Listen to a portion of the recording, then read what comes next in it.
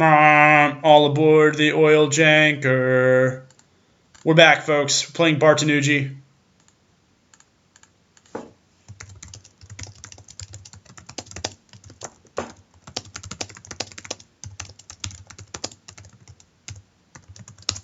We're on the play, which is pretty important. Hand seems keepable. We got a turn 1 play. We've got right into being. We've got a Lotus Path Jin and a Territorial Rock. And the potential bounce spell of the Sidisi's Faithful, which I think is pretty decent for us. So,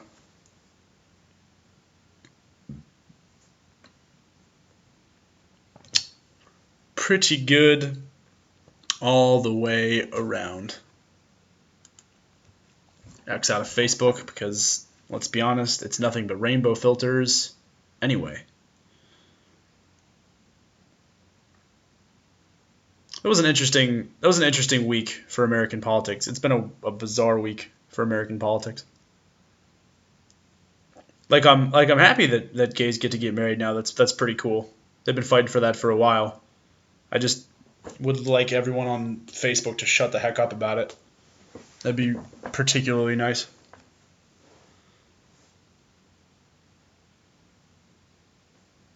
Like, I'll be honest, I use the internet for cat pictures and news. That's pretty much it. That is pretty much it.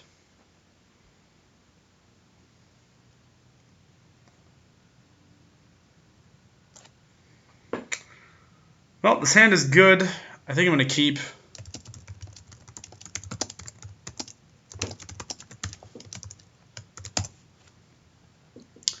And we're off to the races. Yeah, and that little one sentence is about as involved in politics as I get. Generally, I'm like, whatever. That's cool. You do you. I'm going to sit here and eat a taco. Tacos actually sound pretty good right now. Memo to self, get tacos. Memo to other self, slowly peck apart our opponent with a Territorial Rock. The next turn I'll make a 2/2 manifest, and then I'll put the other card back on top or on the bottom, depending on what it is. If they're both land, I'm going to ship one, obviously, to the bottom, and then manifest the other one, and then we'll be good. Man, everybody has this guy today. Blitchin' Rager. It's a good day if you're a Rager. Damn, it feels good to be a Rager. All right, well, I'm obviously not going to swing in for a damage. Hopefully we'll draw some action with this. Look at the top two of these bad boys. Ooh, Ojitai Summons is going right to the top. I'm going to play this face down.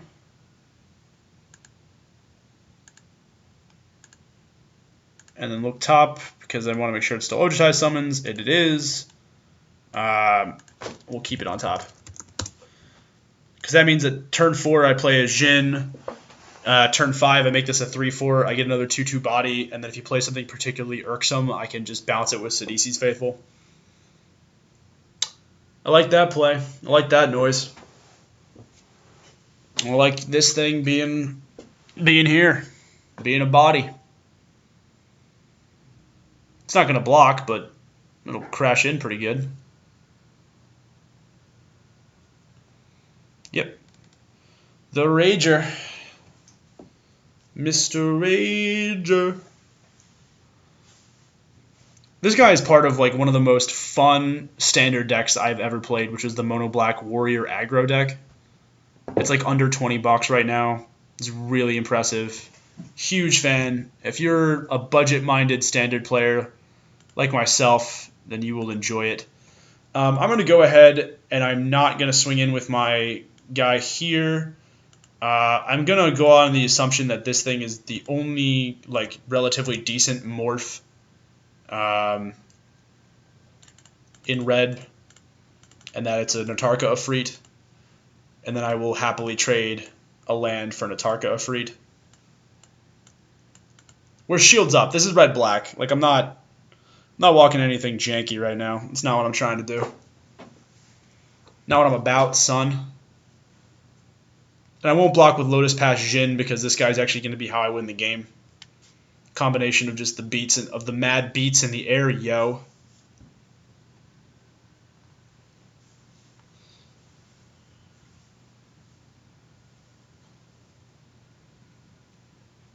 Although I guess if they swing in, I could just double block. But it's then if it's a Tarkir Afreet. So no swing there. Which means he knows. He knows we know. But that's okay. I'm going to go ahead. I'm going to summons anyway.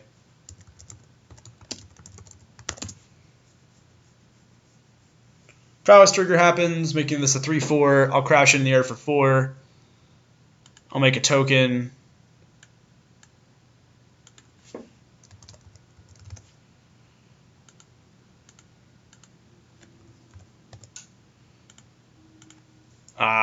And then, of course, we'll get our beats on in the leaving up my trusted companion, the island. And then we're pretty good. And now we've got options. We got plenty of blockers. If this thing swings in again, I'm honestly shocked that he didn't swing in with this. Although that must mean that this thing is important to him in some way, shape, or form. Either that or he just doesn't want to get aggressive. Yeah, now I'm really confused. So he has 2 of them. Huh. Does he just not want to trade his Tarkir Afreet for my Manifest? Rebound. Plus Prowess, of course. Get another Jin. Always nice. Because now we're going to swing in for 6 in the air, which I like quite a bit. And we've got Center Soul as backup.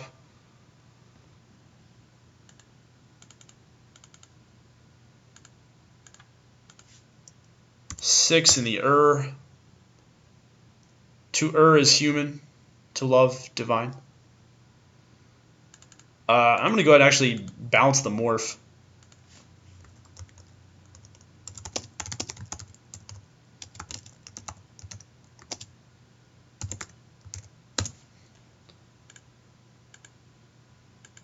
Just going to bounce this morph. Really not feeling it. Really not feeling whatever this is. Oh, it's a Crotic. Huh. So he's playing off-color morphs? How positively bizarre. Interesting. Wow, okay. That's really bizarre. Huh. Alright, so we got the concession. We saw...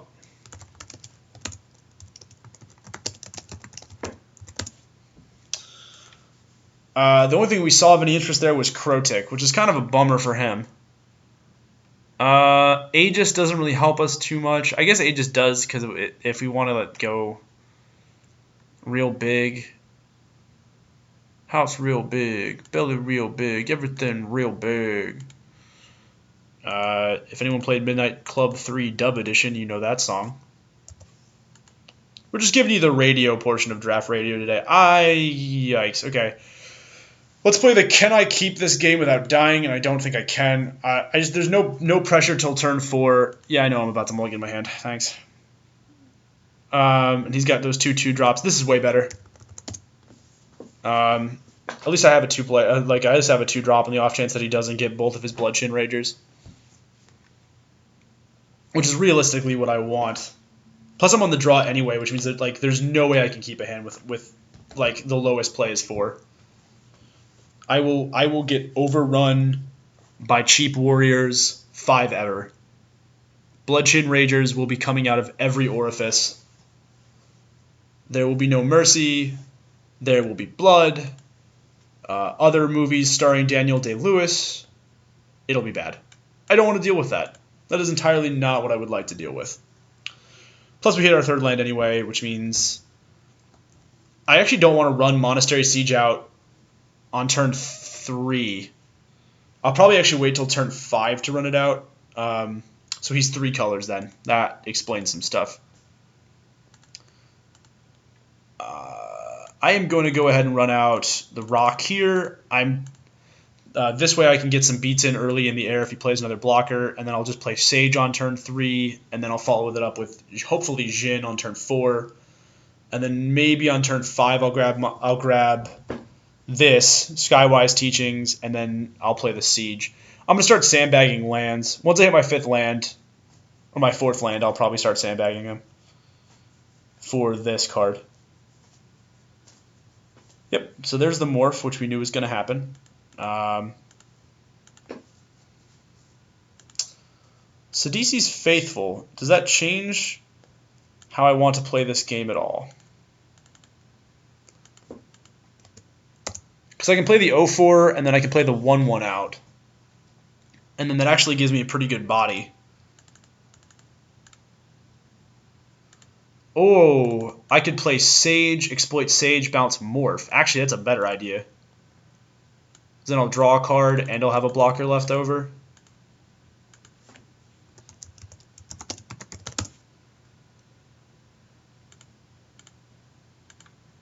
And that tempos him a little bit. That buys us some time for these cards, the cards in my hand, to get relevant. Alright, so we know it's a Crow-Tick. Plus I get to dig an extra card then, which is nice because I need to hit that land drop soon. For Jin to go live, or for Skywise Teachings to go live. It'll be Jin first. Because then I can, like, on turn 5 I can reduce stature, make a Jin. Turn 6 I can do this, make a Jin. We know that he's got, and like the tempo play is important there, I think. Plus, like, the 1-1's not going to get in anyway, so there's no point. Whereas the 0-4 will block the 2-2 morph. Right. It's a little bit slower. Really glad we did it that way, though, because now I've got the land, which I wouldn't have gotten if I had waited a turn to exploit the Sage. So that was not like a gamble, but it was a riskier move than I'm used to.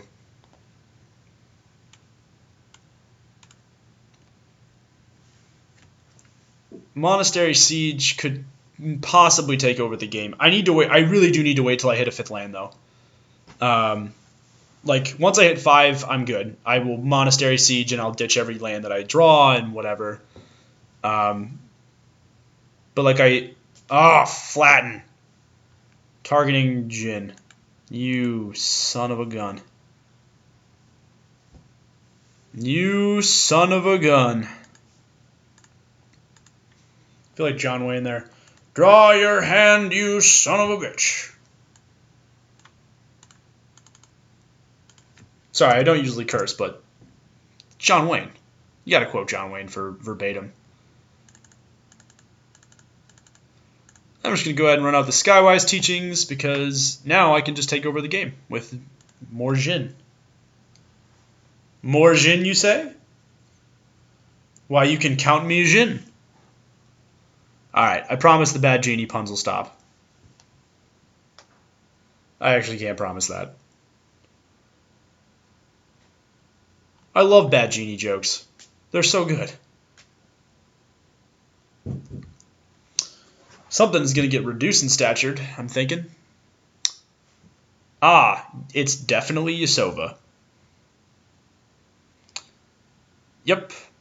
You're getting reduced in statured, lady.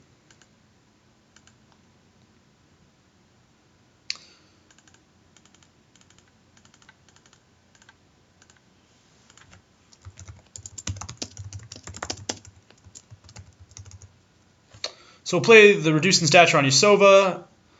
Plus 2 mana for a Jin. That way he can't seize control of my guys, because I don't want that to be a thing.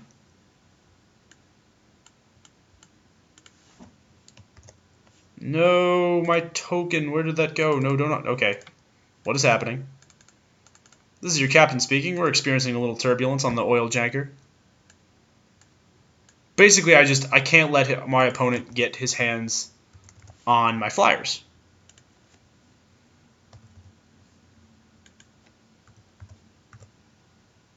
And they'll go right to combat. We'll go to the 1. Hit it in the air. Territorial Rock getting in there for some damage, which I can appreciate, certainly. And then I'll probably just play Monastery Siege next turn. If I draw a land, I'll choose Khans.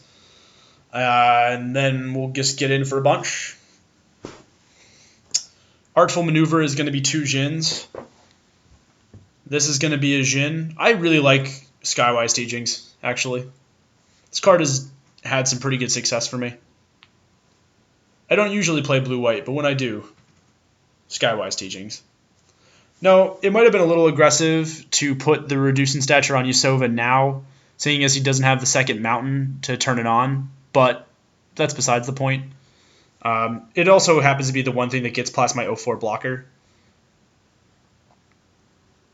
Yep. Snap block. I know you don't have enough mana to unmorph it, and if you would like to waste Tread Upon to do so, you may. But I'm not going to block that. That is 100% not in my interest to not block that.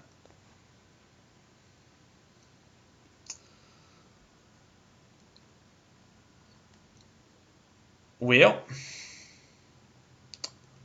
flooding the board with cheap creatures seems pretty good for my opponent. But will it be enough? Ooh. I could make this into a 2/6 with Artful Maneuver and just get him. I'm sorry. I'm not even explaining that line of play in my head. So my plan was to use Artful Maneuver offensively. And by doing so, hitting my opponent for a decent chunk of damage and leaving it back. But there's an argument to be made for making my Sidisi's Faithful a 2/6 and then blocking one of the morphs. But I actually don't think that applies. I think it actually is just better to do it now while my opponent is tapped out. Granted, Youthful Scholar is also going to be very good.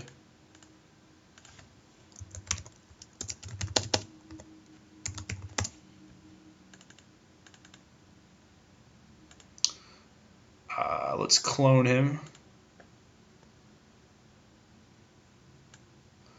Because now we're swinging for 5 in the air. Then we've got the rebound to make more Djinns. If I hit a land, I can Djinn and Youthful Scholar. If I don't hit a land, I can Djinn and Siege. This seems pretty good. Because next turn I'm hitting for 7 points. I just need to survive a couple turns.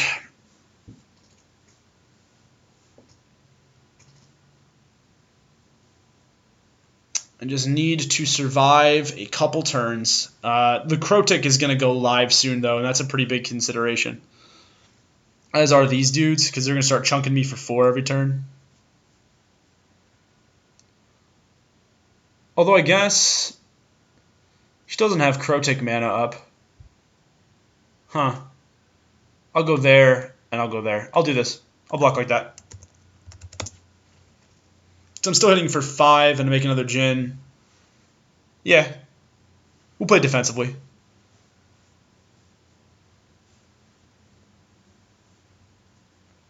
Yeah, he can't morph the Crotic, and I just take 4.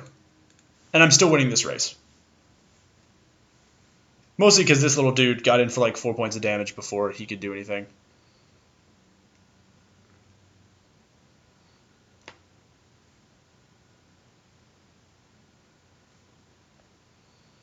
Obzon Kingard. Well, that's an issue.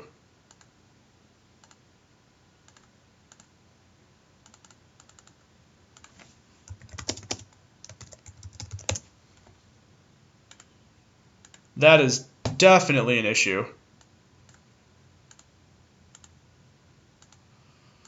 Draw for turn. Enduring Victory would be pretty good if it wasn't so terrible right now. Swing for 5 in the air.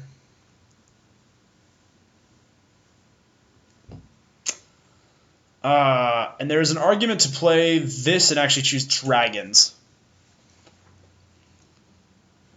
God,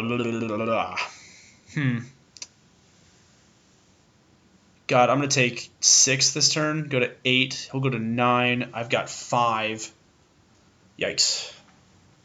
I needed to hit a land there so I could have played Youthful Scholar. I actually don't want to lose any of these cards. I guess I could wait to make an additional Djinn with this, but by the time that happens, I'm actually going to be dead anyway. I'm just going to play this and declare cons. Or declare dragons. Just because that's useful. I don't want to lose my attacking force here. Oh, man. Kinguard is sweet here.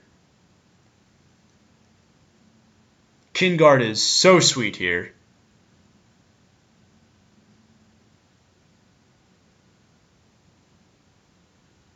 That's super annoying. I am going to be hit for mucho points of damage. Luckily, I do have the Enduring Victory.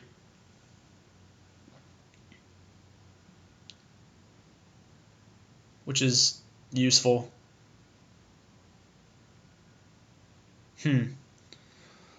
I really thought we had it this game. Oh, no attack with the morph? Alright. Oh, he's a warrior. I can't block. I can't block any of these. Unless I block with the Djinn, which I'm not going to do. Oh, you crafty little jerkbag.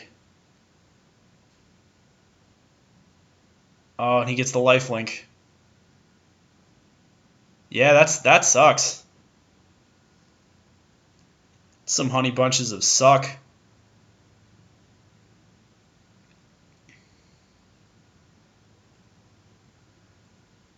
Oh, crap.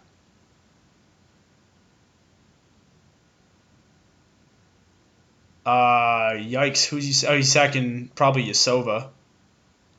No, he sacked the morph?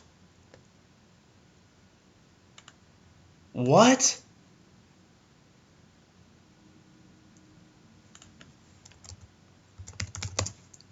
Oh, bro, why would you sack the morph?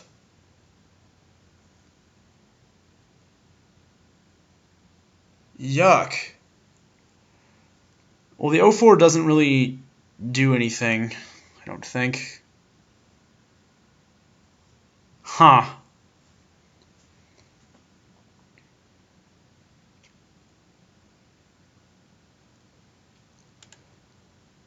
Wow.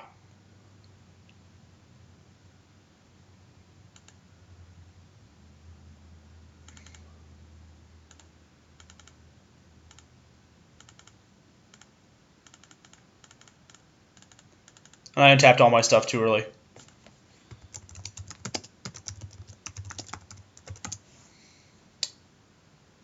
Yikes. Okay. That blows. I needed that land so bad. I could have blocked and not lost. Probably could have drawn 2 cards. The land doesn't do much for me now. Alright. I gotta chunk in for 2 here. Gotta get my lumps in.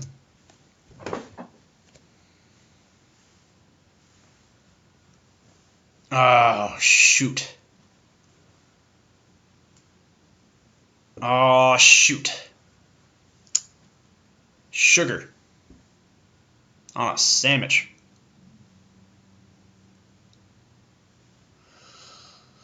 Okay, here. So I've got Enduring Victory. So let's think how I'm going to play this. Enduring Victory kills Kinguard. Bolsters 1. I kill this guy. I take 5. I go to 2. Oh, that doesn't work. But if I do this, I lose a creature. Okay, so I basically I'm going to kill Kinguard and Bloodchain Rager here. And then pass the turn back. and I won't lose anybody in that exchange. The following turn, I'll make a Youthful Scholar, and then I'll have 4 creatures up, enough to still block 2 of his warriors. Shoot. Man, we might actually be dead. That's pretty good.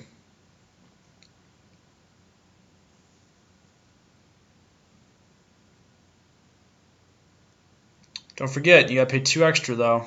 So maybe we've thrown a monkey wrench into that. I'm honestly so, that seems like such a misplay to not kill Yasova.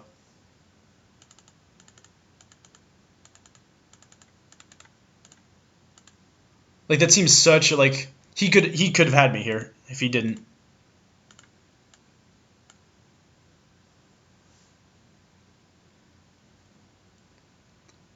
Like he 100% could have had me here.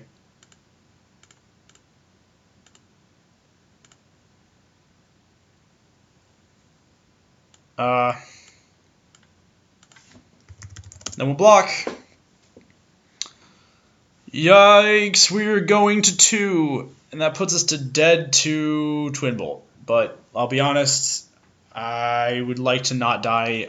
I mean, we're pretty much dead either way. At that point. Ugh.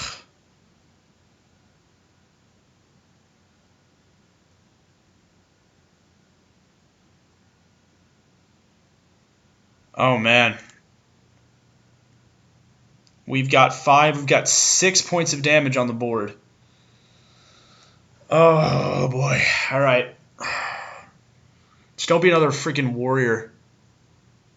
Oh, what are you doing? Is it Gurmag Drowner? Oh, is it the Drown boy? Yeah, it is. Oh, it's the Angler.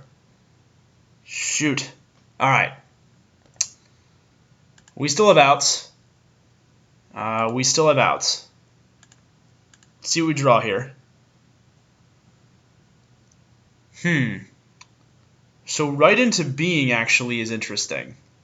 Because right into being gives me 2 bodies if I make a Djinn. And 2 bodies is 1 block. 1 block, 1 block. Huh. Yeah, that'll do it, actually.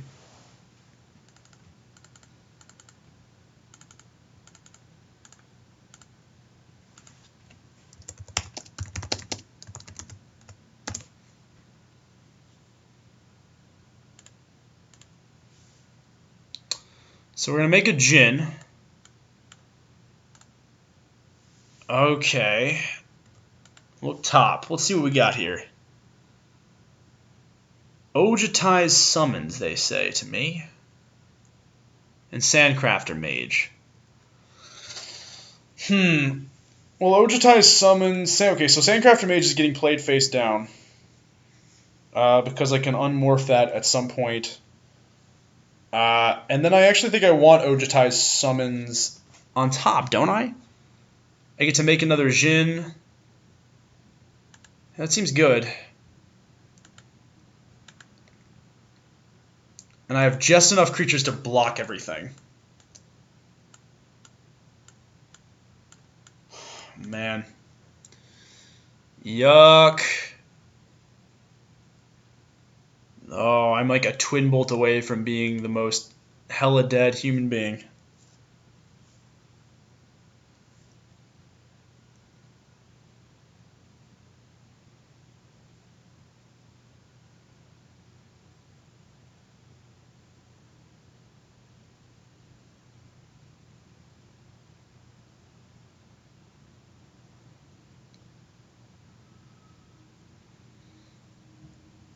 Oh, everything is gross.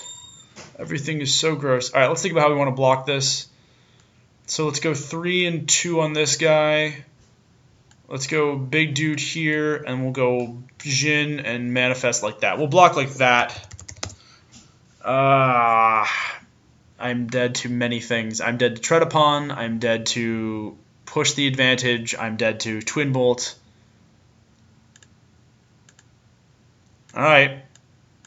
He's losing the Djinns. And we lose this guy. Rock is dead. This is dead. Okay. Are we still alive? Are you serious?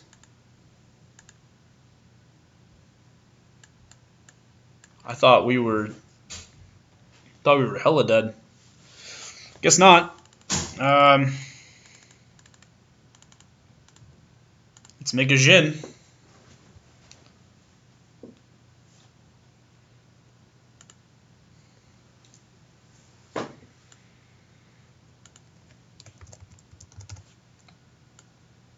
Oh, I'm like a mana short for making 2 Jin in 1 turn. That would have been so sick. Alright, now let's think about this here. He could have multiple dash cards. In his hand. If he has multiple dash cards, if he has even 2 dash cards, like he could go Mardu Scout, Alesha's Vanguard, and I'm toast. Alright, I actually think I leave this back 1 more turn. Because next turn I make another Jin and I play Youthful Scholar. And we're in a good spot. And like if he's got Twin Bolt, like he'll just top deck Twin Bolt and just murder me. Which is fine. That's fine anyway. It could also be...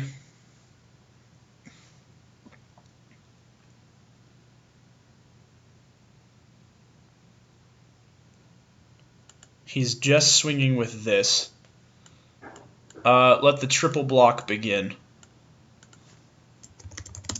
Because if he's got Tread Upon, then I'm dead.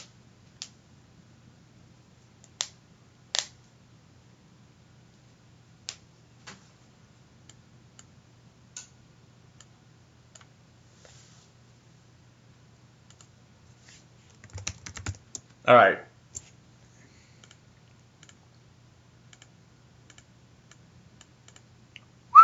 All right, we're not dead. Again, our opponent punted earlier. He really should have like killed Yasova, and then he would have had us. Rebound plus Jin.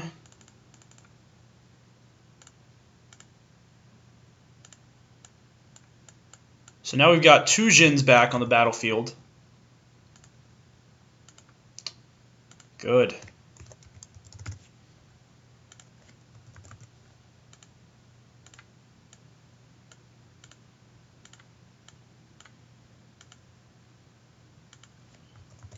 So we've got 2 Jin on the battlefield. That gives us a board state back. Alright, well, Youthful Scholar. And then we'll just crash in for 2. And then he's dead no matter what next turn. Oh, man. Okay. I'm still super nervous because he still has us dead at Twin Bolt. So, is what it is. But like, if he Twin Bolts us here, I won't begrudge him that. I can't be mad about that if he Twin Bolts. I'm like, all right, whatever. We got there. Oh my God, we actually got there. What? What? You can kill me. Wait, no.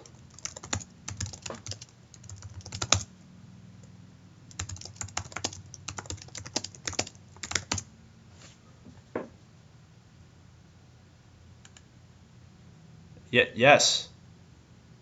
Among any number of creatures or players.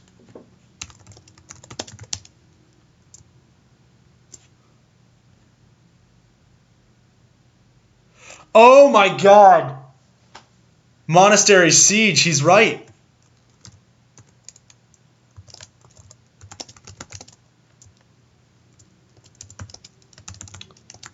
Wow. He was a mana short for Pyrotechnics because we dragonsed at the exact right time. Well, folks, if that's not foresight, I don't know what is. Thank you, of course, to Bart Danucci for playing with us. That was awesome and an incredibly tight game. Thank you, of course, for sticking with us, folks, and watching. It was a ton of fun. I had fun. Hopefully you did too. Don't forget to like, comment, and subscribe. It certainly helps out the channel a bunch, and thank you once again for watching. Have a good one.